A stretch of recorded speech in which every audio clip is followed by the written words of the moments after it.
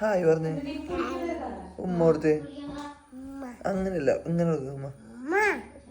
Guys, free ഉമ്മ give away ഉണ്ട്. Give away ഉണ്ടെന്ന് പറ. ഗീവ് അവേ പറയ്. ഗീവ് അവേ എന്ന് പറയ്. പേപ്പി എന്ന് പറഞ്ഞേ. ബുദ്ധിമുട്ടില്ലാത്ത വാക്കുകളാണ് ഞങ്ങൾ ഉച്ചരിക്കാൻ ഉദ്ദേശിച്ചിട്ടുള്ളൂ.